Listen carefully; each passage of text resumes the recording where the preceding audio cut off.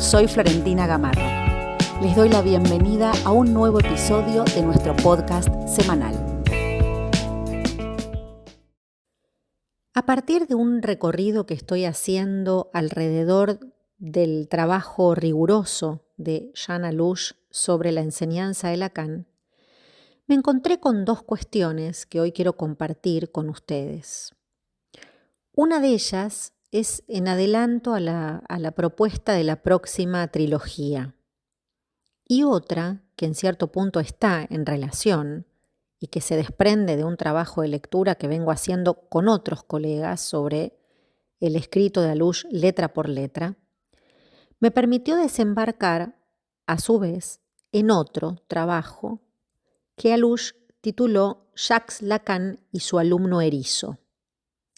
Y es este el que hoy les propongo tomar para nuestro episodio y que nos puede servir, a mi entender, para pensar precisamente la función de la transmisión en psicoanálisis, como así también en el discurso psicoanalítico. Y para esto quiero comenzar comentándoles de qué se trata este libro, que comienza con una cita de Lacan que dice así: mis alumnos, si supieran a dónde los llevo, estarían aterrorizados. Y este es el corazón del texto, porque Alush se va a referir a Lacan, al Lacan analista, al Lacan discípulo, al Lacan persona. Pero también lo tomo para invitarles a pensar hacia dónde nos lleva en estos tiempos una especie de industria, lo llamaría industria marketinera, de una transmisión denominada fácil, entendible, para todos y todas, podríamos decir, en psicoanálisis. Es por esto que considero necesario volver al fundamento de la enseñanza en psicoanálisis. Y este escrito nos va a servir para pensar algunas cosas. Porque no se trata de la función de ningún educador. Alush se va a referir a la cuestión, ¿no?, entre el maestro y los alumnos. Claro que dependiendo de cómo se considere esta cuestión, ¿no?, la cosa puede ser tramposa. Por eso vamos despacio. Para comenzar voy a citar un pasaje, ¿no?, de una conferencia en relación a este escrito, ¿no?, titulada Entonces, ¿dónde está el psicoanálisis hoy? Esta es una conferencia que dio Jean Alush y que se enlaza con este tema. El presentador de la conferencia dice lo siguiente: un debate obliga a cada quien a poner de sí. Es una condición y por esto está en la obertura de los escritos de Lacan. Poner de sí es la razón por la que sus escritos comenzarán rompiendo la cronología. Y subrayemos la palabra rompiendo. Hay estrechas relaciones entre poner de sí y la discontinuidad. Para Alush, continúa el presentador, poner de sí es la condición para encontrar un punto de exterioridad radical por el cual el alumno podría diferenciarse del seguidor. Para el seguidor, todo se estabiliza. El seguidor construye un Lacan eterno y continuo, donde no cuenta ni la discontinuidad ni la caducidad. Todo se eterniza. Nada en Lacan caduca. Y el psicoanálisis se hace sistema, o sea, el privilegio del símbolo, no ha caído. Son pocos, dice Alush, los que han dado muestras de que el psicoanálisis no es un sistema. Hasta aquí la cita. Pensemos hoy en la importancia de esta palabra, seguidor. tan en relación con influencers, recaudadores de likes, clientes del saber que se vende enlatado, podríamos decir, para repetir sin más. Y en este sentido la pregunta es, ¿qué implica leer en sentido psicoanalítico? ¿No? ¿Qué implica sino interrogar? A la luz de nuestra práctica no podemos decir cualquier cosa, ni que hablar de escribir cualquier cosa, ¿no? Ahí donde el escrito funda precisamente una dimensión diferente. Trabajar con otros, leer con otros, es mantener una posición de docta ignorancia, ¿no? Esta docta ignorancia, pensémosla como única subversión del saber del amo, ¿no? Subversión del lugar de certezas. Así como el maestro Zen, ¿no? Al que hace referencia Lacan, el analista no evade las tensiones, pero deja lugar para que la respuesta sea producida por el alumno o discípulo, en este caso. Entonces, ¿en qué condiciones se encuentra hoy la transmisión en psicoanálisis, la enseñanza? Porque la enseñanza en psicoanálisis subvierte cualquier sentido socrático, podríamos decir, ¿no? Ejerce en el silencio ese no dar respuesta.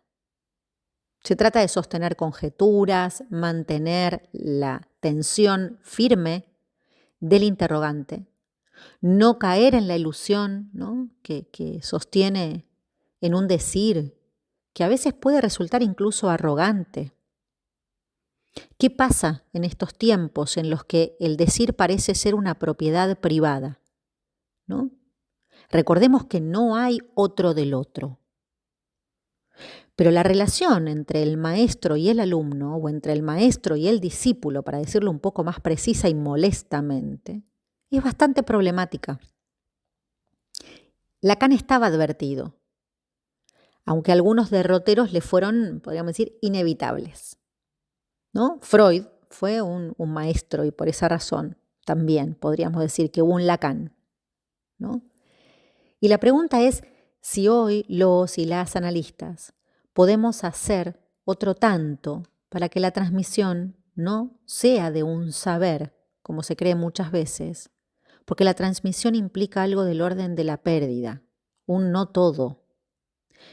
Se trata de la transmisión de un deseo, ¿no? Esto parece como quizás muy recurrente, lo escuchamos mucho, pero tal vez se hace poco. Entonces, es prudente retomar una pregunta que Alush se hace respecto de si Lacan ha dejado de ser el alumno de Freud. Me parece una pregunta sumamente interesante. Incluso retoma otra cita de Lacan que decía: me encantan los erizos. Cuando me encuentro uno, me lo meto en mi bolsillo, dentro de mi pañuelo. Esto decía Lacan. Y Alush va a hacer referencia a que se distinguen aquí 3 tiempos lógicos respecto a esta fábula del alumno erizo. Un primer tiempo, ¿no? Ese instante de verse recogido, decía Alush, ¿no? O peor, ser apropiado como un objeto desde ese comienzo adorado y que enseguida se los colocaba en un bolsillo. En este sentido se hace referencia a que Lacan se había puesto a numerosos alumnos en su bolsillo. Un segundo tiempo en el que el erizo, en su propia defensa, mojaba el pañuelo y el bolsillo del propietario orinándolo. Y finalmente hace referencia a un tercer tiempo, momento de concluir, ¿no? De ese prisionero erizo, en el que queda depositado sobre el césped de una casa de campo de la familia Lacan. Luego de este recorrido irónico de Alush, se pregunta por qué Sigmund Freud resultó tan pinchado en los últimos seminarios por Lacan.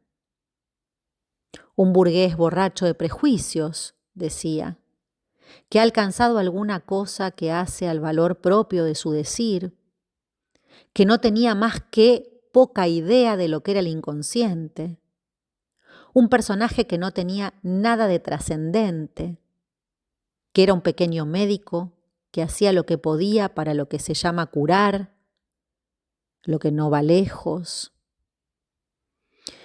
Freud, que incomodó, digamos, ¿no? Daba al público algo del orden filosófico y sin hueso, decía Lacan. Y Alush se pregunta, ¿tantos pinchazos que no han impedido a Lacan el reafirmarse freudiano? Uno se pregunta entonces, ¿qué cólera habitó tardíamente a Lacan respecto de Freud para tratarlo en el final de este modo? ¿Se podrá apreciar el carácter sostenido de las manifestaciones de este enojo, confrontándolo con Michel Foucault? Estas son las reflexiones de Alush, entre otras. Y con este recorrido, los quiero invitar a que nos formulemos la siguiente pregunta. ¿Logramos no ser erizos? Lacan se puso a varios en el bolsillo. Y no es el único. Porque eso que aterroriza y hacia donde Lacan conducía era hacia la no relación sexual. Más en estos tiempos, podríamos decir. Parece que eso no nos salvaguarda de que algunos y algunas orienten, ¿no?,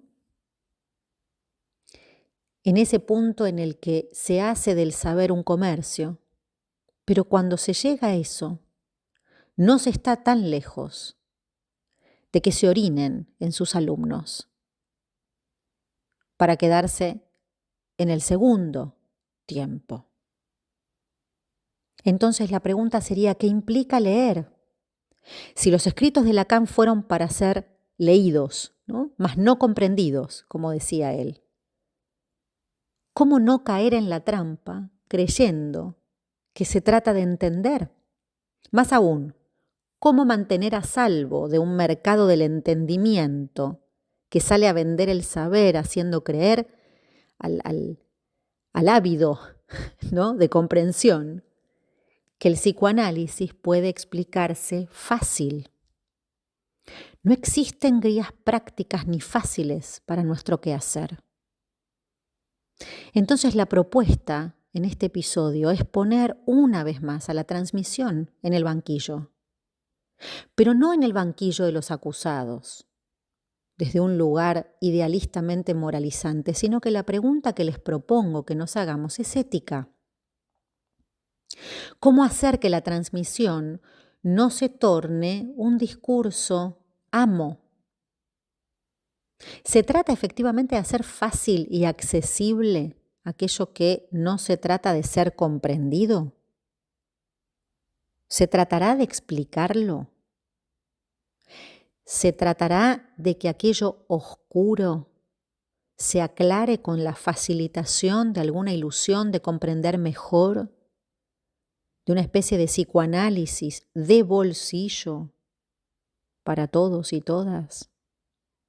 O mejor dicho, que se crea que el saber es vendible mientras hay quienes llenan sus bolsillos y no solo con erizos. Porque acá el problema es que cada vez que escuchamos a alguien decir mis alumnos, ¿no?, refiriéndose a analistas, practicantes del psicoanálisis, bueno, ahí la que se eriza soy yo, porque eso instala una disparidad que sostiene la ficción de un saber absoluto. Y esa no es la vía. Si se trata de no saber, ¿no?, de aquella docta ignorancia, quizás la pregunta que debemos hacernos es, ¿por qué consumimos eso que nos venden como saber? ¿Un analista tiene algo que enseñar? Y si así fuera, ¿lo hace ex cátedra? Como practicantes del psicoanálisis hablamos como analizantes. Y para mantener este asunto, Alush finaliza rescatando 5 silencios. El silencio de la abstención, ¿no? Que es allí donde se le cede la palabra al único sujeto del análisis. Y en esto consiste no responder a la demanda. Luego menciona el silencio de desamiguismo, ¿no? No hay complicidad. Luego el silencio de la sustracción. No se trata de hacer partícipe a los analizantes de las afectaciones del analista. Pero eso no quiere decir que los analistas no nos encontremos afectados. Y por último menciona el silencio del muerto, refiriéndose a que el analista guarda silencio, encarnando una presencia silenciosa. Y este va de la mano del silencio ético. Ese silencio ético que deja a ese descubrimiento, ¿no? A ese eureka, le dice Alush, del lado del analizante. Porque la relación entre un maestro y un alumno se encuentra acechada por la relación sexual que no hay. Al igual que la del seguidor, se va a hacer imprescindible que pensemos qué lugar le damos a ese maestro y a ese alumno, porque de lo que se trata es de leer críticamente, a nuestros maestros incluso, y de que los maestros, en definitiva, no se crean maestros.